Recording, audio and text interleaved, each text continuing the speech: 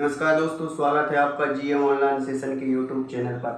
चलिए आज देखते हैं हम क्या साइंस की कुछ इम्पोर्टेंट एक टॉपिक है जिससे एक नंबर में ये कुछ ना कुछ पूछ लिया जाता है। ठीक है, आइए देखते हैं इसको। यदि आप प्रतियोगी परीक्षाओं की तैयारी कर रहे हैं तो ये जो साइंस का ये जो टॉपिक है ये बहुत ही इम्पोर्टेंट है, क्योंकि ये 1 या 2 नंबर में इसमें से पूछ लिया जाता है। इसमें क्या है, कुछ शाखाएं दी हुई हैं और उन शाखाओं के अंतर्गत आपको क्या करना होता है, किस चीज का अध्ययन किया जाता है ये आपको इसमें बताया जाएगा। ठीक है, आप राइटिंग पे मत जाइए। ठीक है, क्योंकि ये जो हमने लिखा है ये हमने लेफ्ट हैंड से लिखा है। ठीक है, क्योंकि हम राइट हैंड से लिखते हैं, हमारे हाथ में चोट आने के कारण।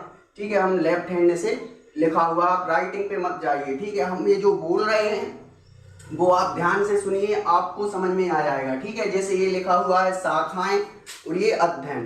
ठीक है, ये लिखा हुआ है बैक्टीरियोलॉजी, जीवाणुओं का अध्ययन, जेनेटिक्स, वंशानुगत अनुवांशिकी, वायरोलॉजी, वायरस का अध्ययन किया जाता है, पिसीकल्चर में मत्स्य का अध्ययन किया जाता है, मायोलॉजी में मांसपेशियों का अध्ययन किया जाता है, गायनोलॉजी में स्त्री रोगों का अध्ययन किया जाता है, कार्डियोलॉजी में हृदय रोगों का अध्ययन किया जाता है, मेटोलॉजी में धातुओं का अध्ययन किया जाता है, आर्टोलॉजी में कान का अध्ययन किया जाता है और रेडियोलॉजी में एक्स किरणों का अध्ययन किया जाता है। बात समझ में आ रही होगी। ठीक है ना, तो इसको हम पढ़ने तो पढ़ लेते हैं, ठीक है, मगर हम इसको याद कैसे रखें, किस प्रकार से याद रख सकते हैं और अपनी परीक्षा में मतलब 1 नंबर कैसे पा सकते हैं। चलिए आइए इसको हम देखते हैं बहुत ही अच्छे तरीके से। देखिए यहाँ क्या लिखा हुआ है, बैक्टीरियोलॉजी। ठीक है ना, बैक्टीरियोलॉजी से क्या पता चल रहा है, बैक्टीरिया। ठीक है, बैक्टीरिया तो आप पता है, बैक्टीरिया मतलब होता है, इंग्लिश में बोलते हैं बैक्टीरिया, हिंदी में बोलते हैं जीवाणु। बात समझ में आ रही होगी। ठीक है ना, तो इससे नाम से ही पता चल रहा है कि जो बैक्टीरियोलॉजी है वो जीवाणुओं के अंतर्गत, मतलब जीवाणुओं का इसमें अध्ययन किया जाता होगा। बात समझ में आ रही होगी। ठीक है ना, तो बैक्टीरियोलॉजी के अंतर्गत जीवाणुओं का अध्ययन किया जाता है। ठीक है, अब ये लिखा हुआ है जेनेटिक्स।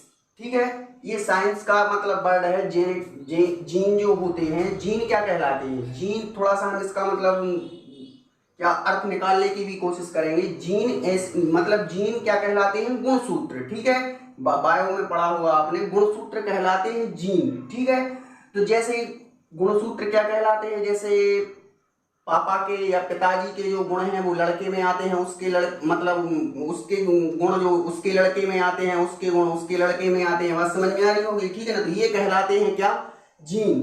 ठीक है, और इसे हम हिंदी में क्या बोलते हैं, वंशानुगत या अनुवांशिकी। कहने का मतलब ये है, जेनेटिक्स के अंदर किसका अध्ययन किया जाता है, वंशानुगत और अनुवांशिकी का अध्ययन किया जाता है।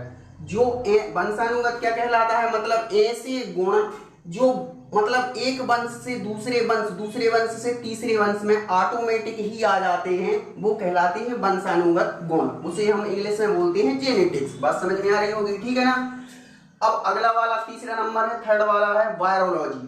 ठीक है, वायरोलॉजी में हम क्या देखेंगे, वायरोलॉजी से इससे देखो इसके नाम से ही पता चल रहा है वायरो। ठीक है, और यहाँ क्या है, वायरस का अध्ययन किया जाता है। तो वायरस से हमें क्या पता चल रहा है, वायरोलॉजी से हमें वायरस पता चल रहा है। बात समझ में आ रही होगी। ठीक है ना, तो वायरोलॉजी को हम किस प्रकार से याद रखेंगे कि वायरोलॉजी वह मतलब विज्ञान की वह शाखा है जिसमें वायरस का अध्ययन किया जाता है। बात समझ में आ रही होगी। ठीक है ना, पिसीकल्चर, पिसीकल्चर में किसका अध्ययन किया जाता है, तो इसमें मत्स्य पालन का अध्ययन किया जाता है। ठीक है, इसको याद कैसे रखेंगे, देखो मत्स्य मतलब क्या होता है, मछली। बात समझ में आ रही होगी। तो पानी में जो मछलियां होती हैं, ठीक है, अब देखो यहाँ इसका हम अर्थ निकालने की कोशिश कर रहे हैं। जैसे देखो पिसी मतलब पीस मतलब क्या होता है, शांति। ठीक है ना, तो जो पानी में जो मछली रहती हैं वो इतने शांति पूर्वक रहती हैं, कोई छोटे बड़े का कोई भेदभाव नहीं उनमें होता है। बात समझ में आ रही होगी। ठीक है ना वो किसी को मारती हैं ना पीटती हैं, वो अपने शांति से पानी में रहती हैं। इसको हम याद कराने की कोशिश कर रहे हैं, इसका अर्थ निकालने की। ठीक है, तो ये पिसीकल्चर से आपको क्या पता चल जाएगा, मत्स्य पालन। ठीक है, तो पानी में कैसी रहती हैं मछलियां, शांति से रहती हैं। ठीक है ना, बात समझ में आ रही होगी। मुझे क्या लिखा हुआ है, मायोलॉजी। मायोलॉजी में क्या है, मायोलॉजी में मांसपेशियों का अध्ययन किया जाता है। इससे शब्द से ही पता चल रहा है कि मायोलॉजी में मांसपेशियों का अध्ययन किया जाता है। ठीक है, इससे थोड़ा सा आप रिलेट कर पाएंगे। ठीक है, अब ये अगला वाला क्या है, गायनोकोलॉजी। गायनोकोलॉजी में क्या है, स्त्री रोगों का अध्ययन किया जाता है। ठीक है, स्त्री रोगों का अध्ययन अब इसको हम याद कैसे रखेंगे, जैसे आपने देखा होगा गायनोलॉजिस्ट, गायनोलॉजिस्ट क्या होता है, अपने आप में एक डॉक्टर होता है जो स्त्री रोगों का एक विशेषज्ञ होता है। बात समझ में आ रही होगी। तो जो स्त्री के रोगों का जो गहन अध्ययन करके वो जो डॉक्टर बनते हैं उसको बोलते हैं हम गायनोलॉजिस्ट, ठीक है ना।